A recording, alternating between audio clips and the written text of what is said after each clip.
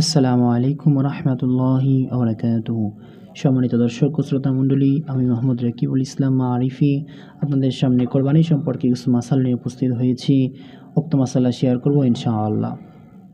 আজ মাসালাটি হলো যে আমরা অনেকেই গরু কোরবানি করার জন্য যে গরুর পশু ক্রয় করার জন্য হাটে যাই, তখন আমরা জিজ্ঞেস করি গরুর দাঁত আছে কিনা, গরুর দাঁত উঠেছে কিনা। কারণ আমরা মনে করি দাঁত না উঠলে কোরবানি হবে না। বিষয়টি সম্পূর্ণ ভুল ধারণা। কারণ কোরবানির পশুর বয়সের যে নির্ধারিত সময়সীমা রয়েছে, যে গরু এবং মহিষের জন্য 2 বছর সময়সীমা, ছাগল এবং ভেড়ার জন্য 1 বছর সময়সীমা। তো এগুলো যদি বয়স অতিক্রম হয়ে যায় এবং দাঁত না ওঠে, তাহলেও কোরবানি হয়ে যাবে। তো আমাদের বয়সের দিকে লক্ষ্য রাখতে হবে। আল্লাহ রাসূল সাল্লাল্লাহু আলাইহি ওয়াসাল্লাম হাদিসের মধ্যে বলছে, গরু এবং মহিষের জন্য 2 বছর পরিপূর্ণ হতে হবে, ছাগল এবং ভেড়ার জন্য 1 বছর পরিপূর্ণ হতে হবে। তো আমাদের এই দিকে লক্ষ্য রাখতে হবে। দাঁত উঠেছে কিনা এটা কোনো বিষয় না। তো আমাদেরকে লক্ষ্য রাখতে হবে গরুর যে নির্ধারিত সময়সীমা রয়েছে, বয়স রয়েছে, এটা পরিপূর্ণ হয়েছে কিনা।